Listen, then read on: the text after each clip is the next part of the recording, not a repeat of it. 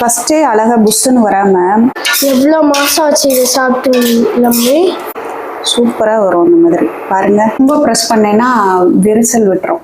சூப்பரா இருக்குல்லம்மே. உங்களுக்கு ஏதாவது சுடுதுன்னு நான் எடுக்கட்டம்மி?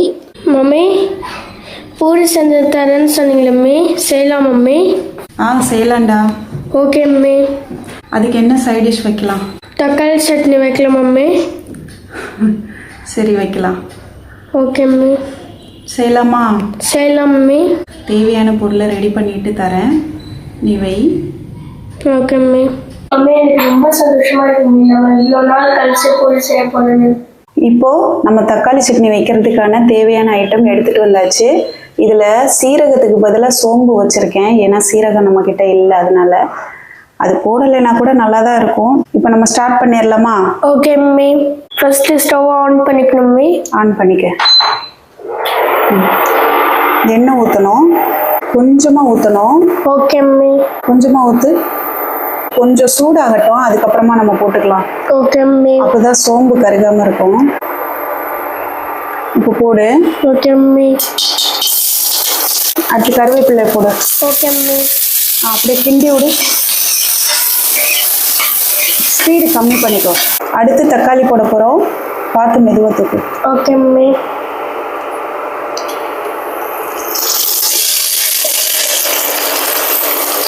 அவ்வளோதான். இப்போ இந்த மஞ்சள் தூள் மிளகாய் தூள் போட்டுக்கோ. Okay mummy.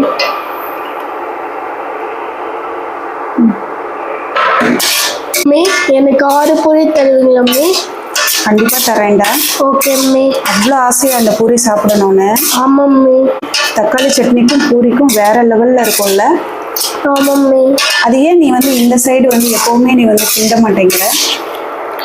எல்லா பக்கமும் ஈக்குவலாக கிண்டு. Okay mummy. தக்காளி சட்னி நல்லா வைக்கிறேன் மம்மி. சூப்பராக வைக்கிறடா. Thank you mummy. இல்லை உப்பு சேர்த்துக்கலாம் மம்மி. அவ்வளோதான். இப்போ இதில் கொஞ்சமாக தண்ணி சேர்த்துக்கலாம் மம்மி. இல்லை கிண்ட வேண்டாம், அப்படியே விடு, அது நல்லா கொதிக்கட்டும். Okay mummy. கட் பண்ணி கொடுக்கலனா கூட அவனே ரெடி பண்ணிடுவான்னு நினைக்கிறேங்க. தக்காளி சட்னி நல்லாவே கற்றுக்கிட்டான். சூப்பராக தக்காளி சட்னி ரெடி ஆயிடுச்சுடா. மம்மி ஆஃப் பண்ணிடலாம் மம்மி? ஆஃப் பண்ணிடு. இப்போ நம்ம பூரி செஞ்சுக்கலாமா? Okay mummy. பூரி செஞ்சாதான் இந்த சட்னியில் சாப்பிட முடியும் சீக்கிரமா. டைம் ஆயிடுச்சு இப்போவே. மம்மி என்ன மாவு பூரிக்கு இவ்வளோ லூஸாக இருக்குன்னு பார்க்குறீங்களா? பாருங்க, எனக்கு டைட்டாக பிசைய முடியல, அதனால தான். இந்த தக்காளி சட்னியை இந்த கிண்ணத்தில் மாற்றிடு. Okay mummy. சிந்தாமல் மட்டும் போடு. Okay mummy. ஏன்னா இதே கடாயில் தான் நம்ம இப்போ பூரி செய்ய போகிறோம். கிச்சன் ரொம்ப சின்னதாக இருக்குங்க.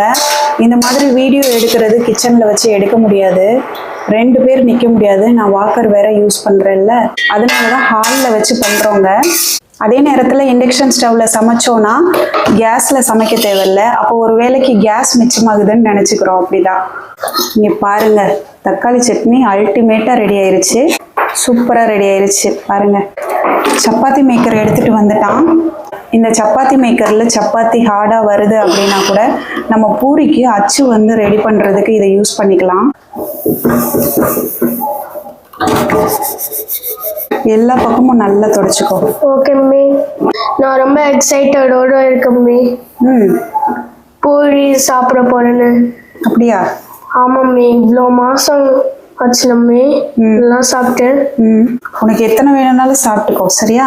மம்மி எனக்கு ஒரு 6 கொடுப்பீங்களா மம்மி? கண்டிப்பாக கொடுக்குறேன். Okay mummy.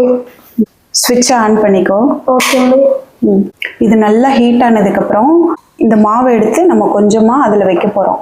இது எவ்வளோ லூஸாக இருந்தாலும் சரிங்க, அதில் வச்சோம்னா வட்டமாக வந்துடும். பூரியும் நல்லா அழகாக வருங்க. பாருங்களேன் எப்படி சூப்பராக வருதுங்க. இப்படி நான் ஒவ்வொரு விஷயமா சொல்லி கொடுக்கறது ரொம்ப யூஸ்ஃபுல்லாக இருக்குங்க. நான் இல்லைன்னா கூட பசங்க அழகாக சமைச்சு சாப்பிட்ருவாங்க. நான் மாவு வைக்கிறேன், நீ ப்ரெஸ் பண்ணிடு, சரியா? Okay mummy.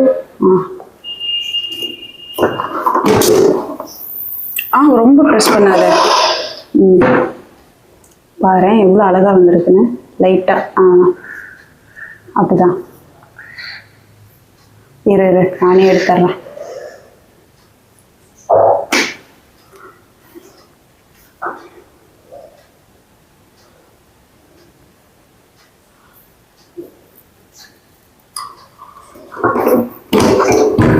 போதும், எடுத்துறேன்.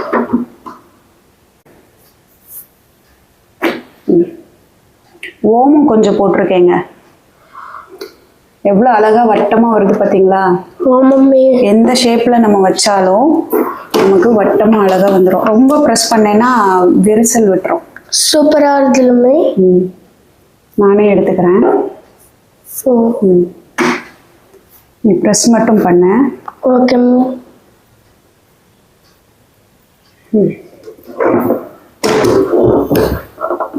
போதும். எவ்வளோ ஈஸியாக வேலை முடிஞ்சிருச்சுல பூரி திரட்டுறதுக்கு. இந்த சப்பாத்தி மேக்கரை நிறைய பேர் யூஸ் பண்ணாமல் வச்சுருப்பீங்க.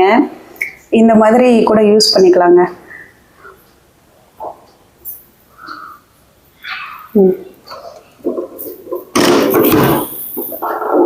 அவ்வளோதான். சூப்பராக அழகாக வருது பாருங்க, வட்ட வட்டமாக. ஷேப் எவ்வளோ சூப்பராக வருது பாருங்க. உனக்கு ஈஸியாக இருக்கா ப்ரெஸ் பண்ணுறதுக்கு? ஈஸியாக இருக்குமே.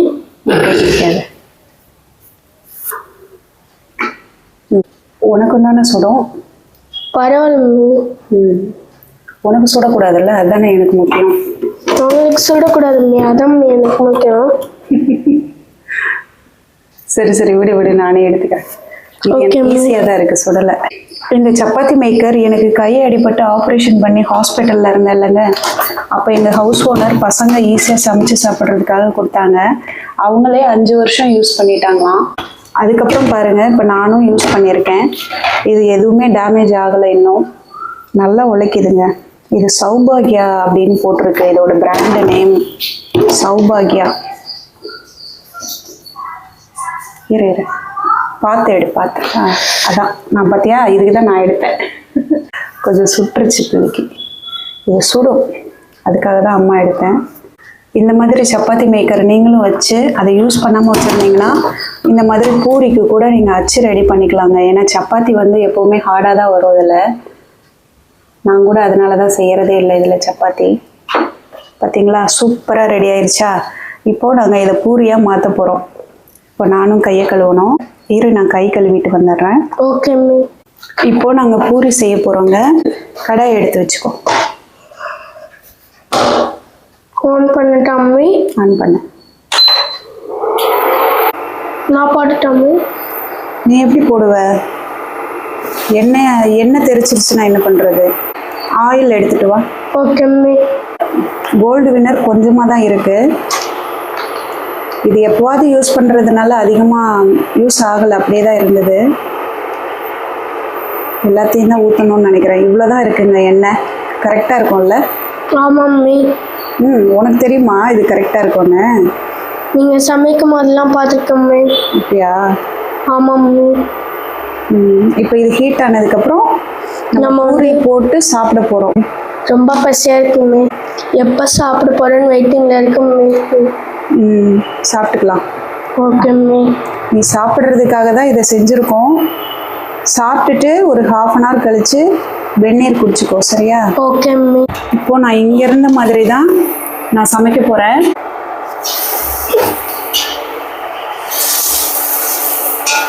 பிளேட் இன்னொன்று எடுத்துகிட்டு வந்துடும் பூரி போடுறது. ஓகேம்மே. கொஞ்சம் உப்பி வரல, அடுத்தது உப்பி வரும்னு நினைக்கிறேன். நம்மளால் பிசைய முடியலன்னா இந்த மாதிரி ட்ரை பண்ணுறது கொஞ்சம் பரவாயில்லாம தான் இருக்குது. பாருங்கள், இப்போ எனக்கு கரண்டியை வேற வைக்கணும். ஒரு கையில் ஃபோன் பிடிச்சிருக்கேன், அதனால தான் கொஞ்சம். இது லாஸ்ட்டாக பையன் பிச்சு எடுத்தாங்கல்ல, அதுதான் இது. பசிக்குதா? ஆமாம்மே.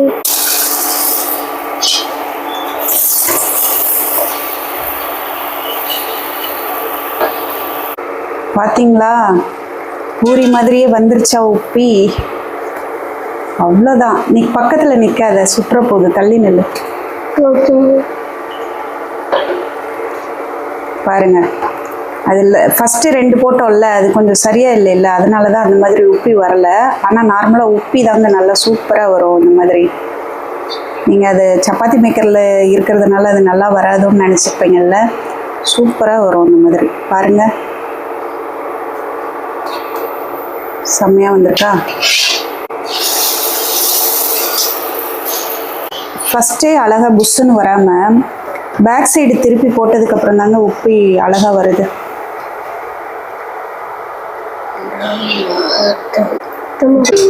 எண்ணெய் கம்மியாக இருக்கிறதுனால வறுக்கிற மாதிரி வறுக்கிறேன்னு நினைக்கிறீங்களா? கொஞ்சமாக ஊற்றினாலும் பூரி வந்துடும். இதோ வருதுல்ல, செம்மையாக வந்திருக்கு பாருங்க. 6 மம்மி. சாப்பிட்றியா? Okay mummy. ஓகே மம்மி, அண்ணனுக்கு செஞ்சு கொடுங்க மம்மி. பெரிய பையனுக்கும் பூரி செஞ்சு கொடுத்துட்டேங்க. சாப்பிட்றாங்க 2 பேரும். ரொம்ப சந்தோஷமா சாப்பிட்றாங்க. ரொம்ப நாள் ஆச்சுல செஞ்சு, ரொம்ப மாசங்கள் ஆச்சுன்னு சொல்லலாம். சூப்பரா இருக்குமே. செம்மையா இருக்குமே. பாருங்க, நான் ஒரு 2 பூரி வச்சிருக்கேன். சட்னி போட்டுக்கிறேன்.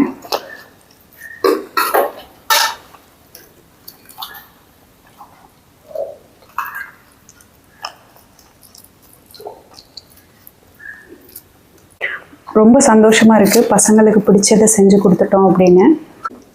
சாப்பிட்றாங்க, நானும் சாப்பிட்றேன். இந்த வீடியோ பிடிச்சிருந்ததுன்னா மறக்காம லைக் பண்ணிக்கோங்க. நன்றி, வணக்கம்.